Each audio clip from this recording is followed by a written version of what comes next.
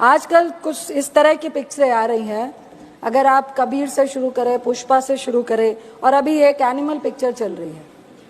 मैं आपको कह नहीं पाऊंगी कि मेरे बेटी के साथ भी बहुत सारी बच्चियां थी जो कॉलेज में पढ़ती हैं, सेकेंड ईयर में पढ़ती हैं।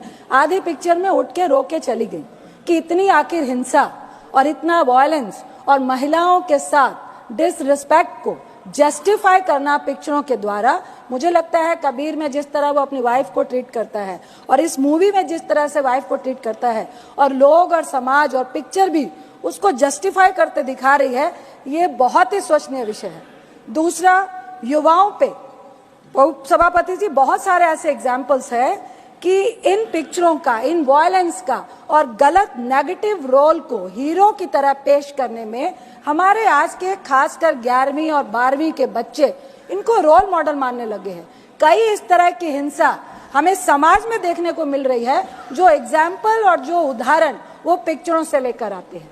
तीसरा, उच्च कोटि का इतिहास है पंजाब का, हरि सिंह नलवा का। उसमें एक गाना है कि फड़ के गंडासी मारी अर्जन वैली में।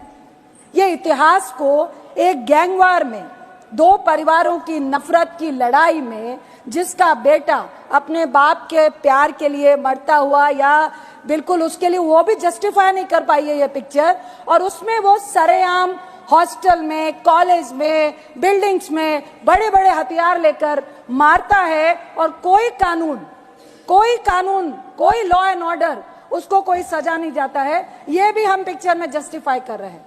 जहां तक अर्जन वैली का सवाल है उपसभापति जी, हरि सिंह नलवा जो कमांडर इन चीफ थे सिख फौज के, जिन्होंने मुगलों के खिलाफ, जिन्होंने अंग्रेजों के खिलाफ उनकी बढ़ती हुई सत्ता को रोकने के लिए लड़ाई लड़ी थी, उनका बेटा था अर्जन सिंह नलवा, जो पाकिस्तान के गुजरात से, वो जब पूरा इंडिया हमारा एक साथ था, और उन्होंने कई मुसलमानों को 1947 में बचाने का काम किया था।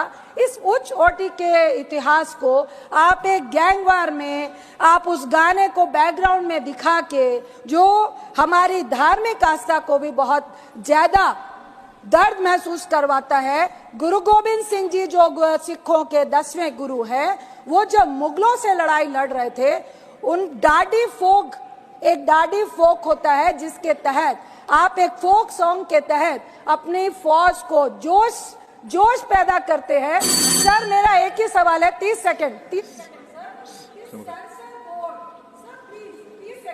माइक ऑन कीजिए please. Sir, thank you sir. Sensor board ऐसी पिक्चरों को बढ़ावा कैसे दे रहा है, और किस तरह से ऐसी पिक्चरें पास होके आती हैं जो हमारे समाज के लिए बीमारी है? ऐसी पिक्चरों का कोई भी स्थान हमारे समाज में नहीं होना चाहिए।